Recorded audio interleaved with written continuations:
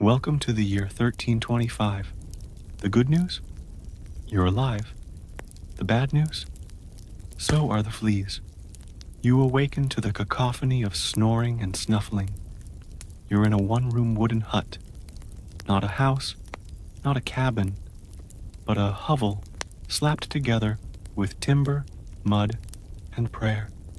Privacy is a myth.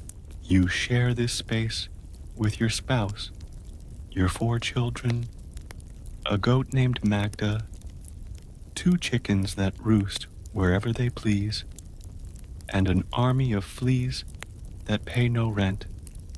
There are no windows. The only light comes from cracks in the walls and the soft orange glow of the hearth's dying embers. The air smells like a stew of wet wool, animal breath, smoke, and feet. You shift under your blanket, a filthy, lice-infested, woolen monstrosity that hasn't seen water since the last plague. It now weighs about as much as a small child due to the months of accumulated grime. Your bed is nothing more than a straw mattress on a dirt floor, the straw molded and flattened to the consistency of cardboard. There's a squelch beneath your heel as you try to get up. Rainwater? Goat urine? Best not to investigate. You're 22 years old, which means you're practically ancient. Your knees creak like the wooden beams overhead. Every joint in your body feels like it's been through a battle. You stretch carefully, mindful of the pain, not because you've done anything strenuous, but simply because life itself is hard on the body here.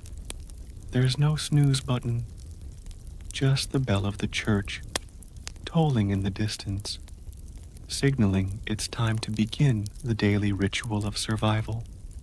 You stumble out the door barefoot because you don't own shoes, not real ones. If you're lucky, you might have scraps of leather tied to your feet with twine. If not, it's bare soles against the cold earth, through mud, manure, and sharp stones. Nature calls, and it calls loudly.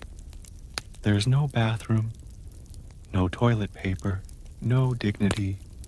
You squat behind the house, or trudge to the communal dung heap, clutching a wooden bucket. The more polite folk yell, "Gardy-loo," when tossing waste into the street, a warning to bystanders to duck. The less polite, they let it fly. The whole village smells like rot, dung, and something acidic that might once have been cabbage. It's a smell that seeps into your skin, your clothes, your soul. You don't notice it anymore, which is part of the horror. Breakfast is next. The word breakfast is generous. You're served pottage. Again, it's a grayish stew of oats, cabbage, leeks, and whatever root vegetables manage to survive the cellar. Sometimes it includes beans, occasionally a bit of meat, though that's rare unless something died last night. This pot has been on the fire for 5 days. It's never emptied, just topped off endlessly with new ingredients, like a medieval compost bin that you eat with a spoon. On the side is a loaf of rye bread, so dense you could hammer nails with it. To stretch flour, people mix it with sawdust, ground acorns, or even dried beans. It's tough, chewy, and sometimes moldy.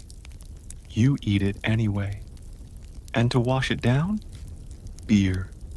Weak ale, actually.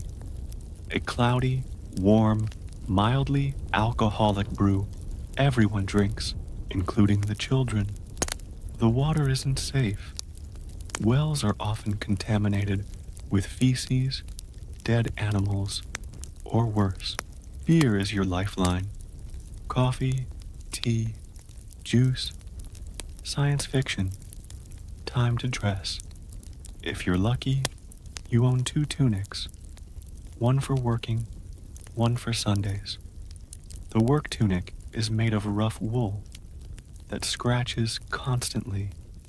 It stinks. It's damp. It hasn't been properly washed since it was dyed. And even that's questionable. Underneath, a linen shift if you're fortunate.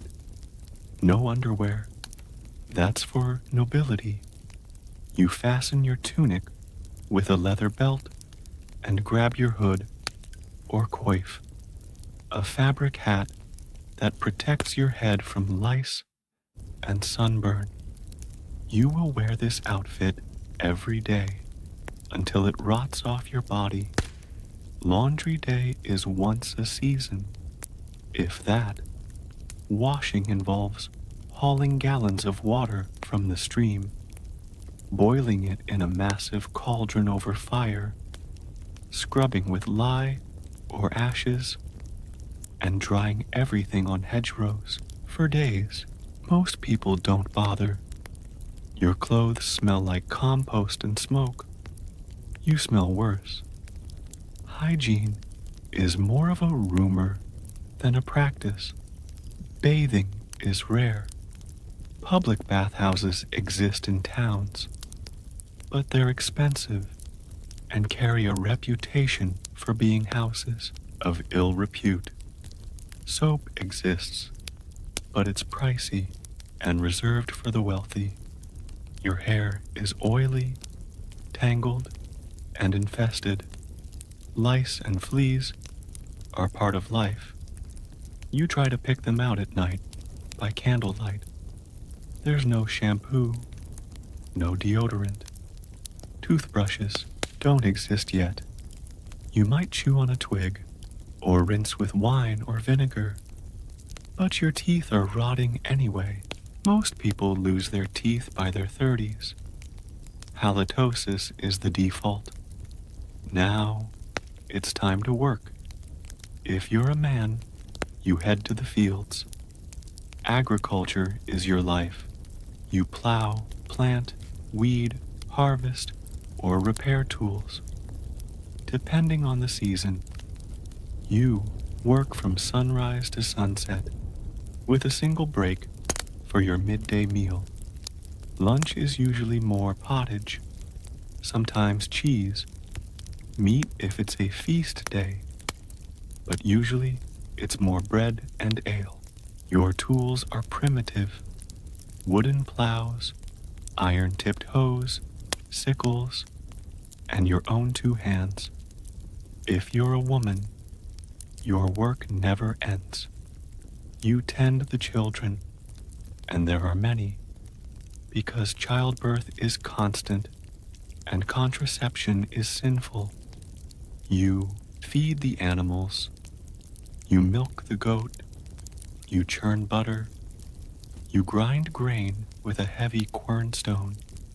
You cook, mend clothes, weave, gather herbs, fetch water, sweep, and help in the fields, all while pregnant, nursing, or recovering from childbirth.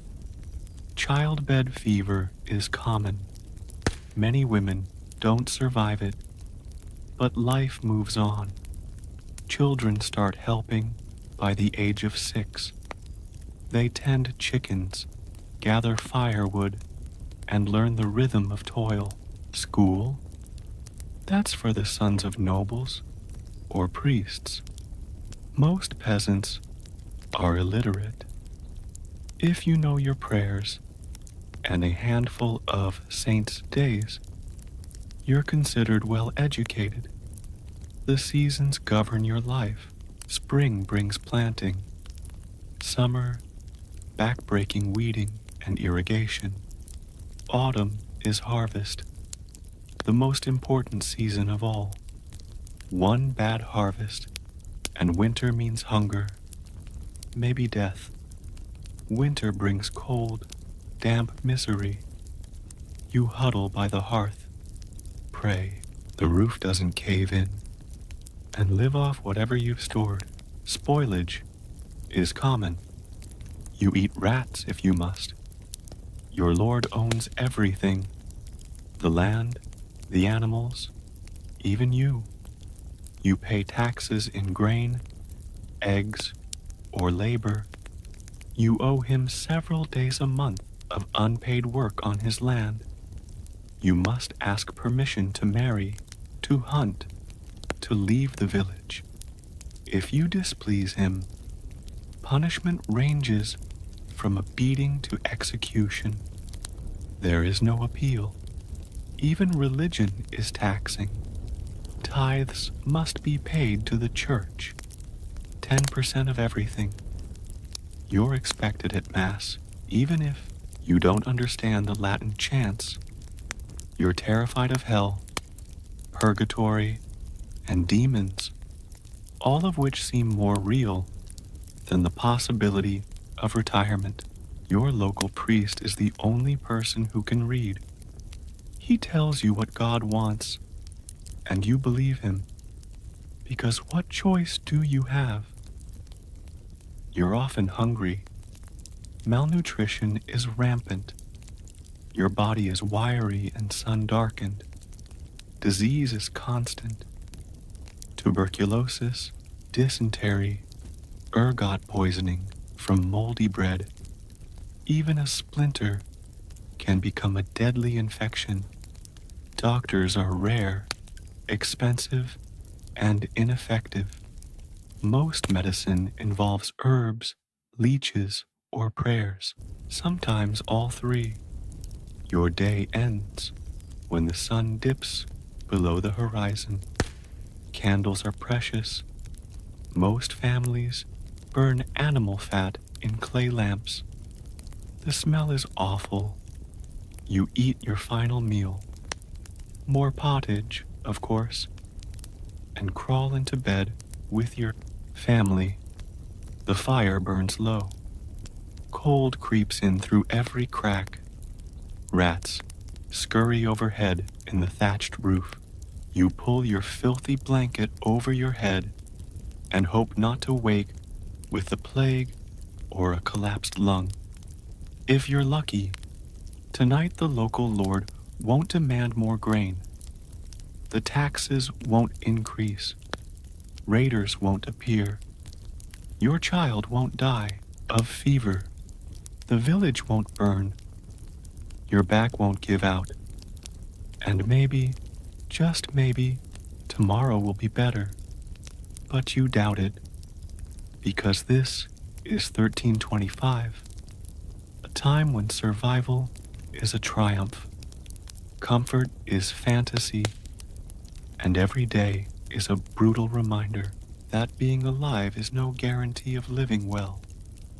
So sleep tight, and try not to let the bedbugs bite, literally